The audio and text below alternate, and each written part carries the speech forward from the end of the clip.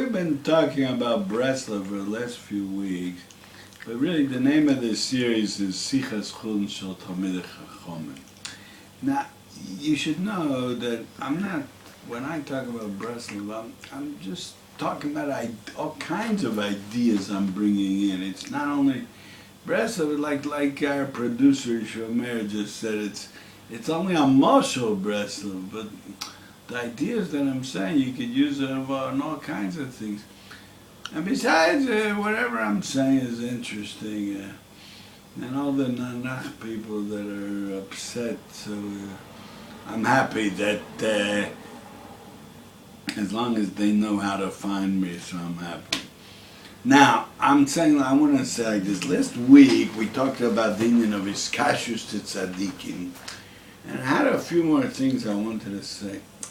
This is one thing I don't understand in Breslov. It seems to me that there's no Indian to go look for being miskasher to a tzaddik. Like somebody's sitting over here.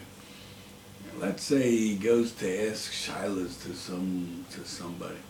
Is there an Indian he should go, well, let me look for a tzaddik I should be miskasher to? What you could say is that there's an Indian, like, I want to find somebody that's a ben aliyah, a kodush, a higher person that I should be able to rise together with him. That I can understand, but just to sit here and stay the way I am and then look for a tzaddik and say I'm makasher myself to him, I don't think there is such an Indian. In fact, that's what these non-nach people do. I mean, you might ask, what do I have to talk about them? They're just around 5 people, the whole thing, or 10 people, I don't know how many. Amaratzim. I think of the Kotel, there's 100 every Rosh Hashanah, maybe more. Really? 100? I think so. Wow. Now, I don't think you'll find one Talmud Chacham among them. One person that's your Torah among them. But whatever it is, it's definitely a good example of how the union of iskashus to tzadikim can be mistaken, that it means just lip service to say I'm connecting myself to some old man that they took out of the old age home and they made something out of it. A person has to do something to elevate himself. A person has to do something that can bring him closer to Hashem. Now, what I want to talk about... And when he does this, then he has to makasher himself. Right. Okay. I don't know if you have to, but you might say it helps, but everybody has the right to believe that his... The Rebbe says you have to makasher to the tzaddikim. Now, it could be done on a surface, shitri level, but it could be done deeply also. You sure he says that? He says those words. You have to be makasher yourself. What do I mean makasher yourself? It doesn't happen by itself. I think you have to... You don't just get it like a branch gets from the trunk. It could be you have to say something. I don't know. Why do you have to say? Where's this new halacha come from? You have to say something. Kol halacha achar hapeh. So the warrior do... the person is tahor until the Kohen says tamei. The peh is a very powerful thing. So what's it gonna do? It's gonna connect you more to the tzaddik. That's if you made the kalim. If you just do it, because that's what they taught you, it's not gonna work. Like we talked about, you can take anything and make it holy. Any holy thing, and you could take any holy thing and make it whole. The kotel is a holy thing, but they made a eidensohn out of it. The discotel, as Professor Leibovitz would have told. I really don't go to the kotel. Yeah, okay. And Chaim Heron, I'm sorry I talked too much.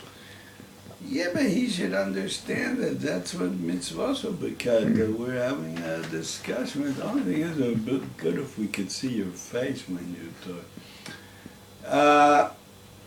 I heard once that the brisker Rov used to, every Yom Kippur used to send a note to the chafetz chaim with the names of his children that he should be mispal for them. And you see that the brisker Rov understood with all his greatness, and chutz from what The Rav Chaim. no, The Greece. Then you were, so that when you say Stam Breslov, you mean That's what I thought, but I the didn't. Greece, but when you say Reb Chaim, you mean Reb Chaim brisker. So, but in Yerushalayim, when they said Briskerov, they used to mean Rabbi Yeshua Diskin, you know that? Yeah. And when they said Reb Chaim, they meant Reb Chaim Zonafel. But we from Lithuania, we have a different, but that's in different times, different doors. Anyway, what I'm saying is he sent a petek to the chafetz chaim, what by Hasidim you call a kvittel.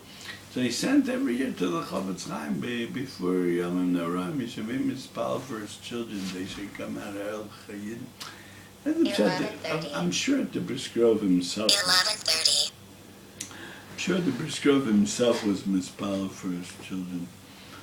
But the Briskerov understood that there's such a thing as the tzaddik ador.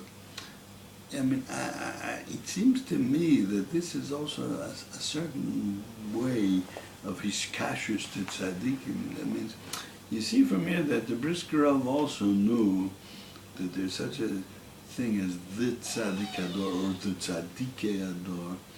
And if you're really serious about raising children to be Erlich Yidden, so that's the address, the tzaddik ador. Even though what Breslov wasn't the tzaddik, wasn't one of the tzaddik ador, yeah, but the chafetz chaim is something even higher. Like if you want to look at what's the sefer that was the most niskabel b'chol tfutzis Yisrael in the last 200 years, maybe you could say, the Mishnah Berurah. The Mishnah Berurah was accepted by the whole Klal Yisrael, maybe the Lubavitcher, that they have the Shulchan Aruch HaRav and v'chulu. But chutz from that, the rest of Klal Yisrael, everybody accepted the Mishnah Berurah without doing a mice of accepting. It just became accepted. Like everybody knows this is halacha. This is the lishkas hagazos where halacha comes from. Yeah. Now, and the Breslov understood that's his kashrus to tzadikim. Like that means knowing that with all his greatness, I'm sure he knew what he was, the Breslov. But there's something higher. There's something above us, and this is lahotzi miliban shel tzdukim. And there's a certain person that he says, what was the chafetz chaim? He was a malakid. He was malakid. What this one says, what that one says. He wasn't a Rav. He didn't have smichet abushi even to say over the words that this person said. He said he wasn't a Rav. He didn't have smicha. Yeah. He said that. You should identify the person. So I'll identify him because I don't think he cared. His name is Dr. Eidensohn. And he himself has a blog, but he's interested in other subjects.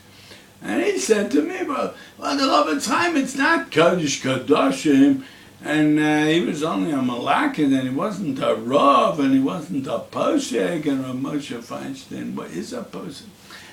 Now that comes from somebody, I would say, that he learned that a big part of his hashpah is from the Goyish world, where over there you measure things according to greatness, but we also measure things according to holiness. There's greatness and there's holiness. And holiness means that he's something else. It doesn't matter.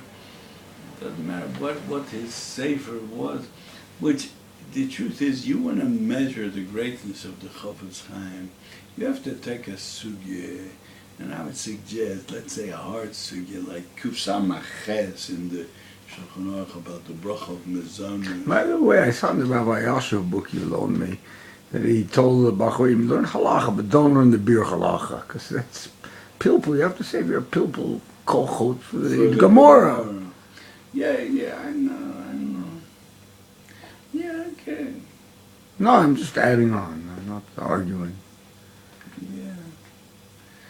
Good, but I'm saying that you should take a sugya and learn it through with the Rishonim and the Torah Beis Yosef, Shulchan Aruch, Taz, Magen Avraham. Good. Rabbi Yossi was speaking to yeshiva boys. Yeah, right. And then learn the Mishnah Berurah and see what do you think then. This psychologist didn't do that. He's just saying his opinion, like what he thinks of his daas hameshubeshes.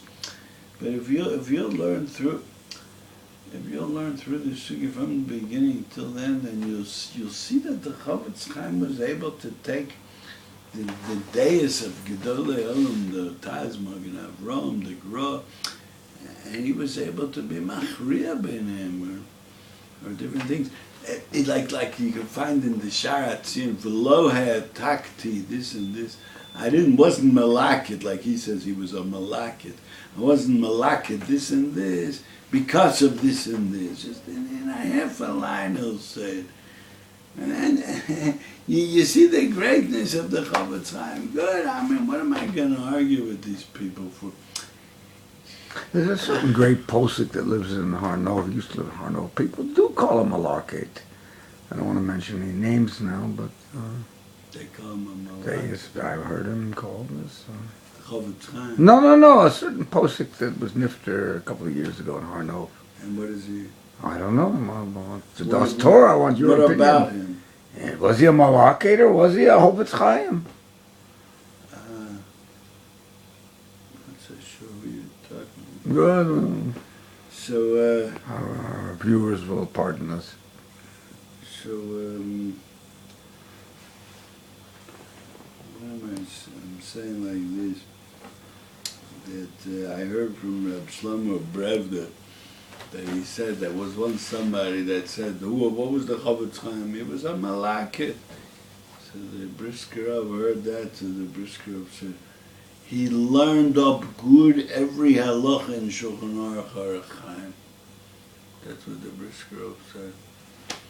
They said it to the chazon that he was a malakit. The chazon said, the chafetz chaim.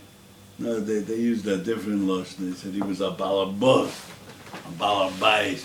Said, yeah, of course he was a balabais on Hilchos Shabbos, on Hilchos Eruvin, on Hilchos Pesach, on the hardest halachas. Yeah, he was a balabos on these halachas.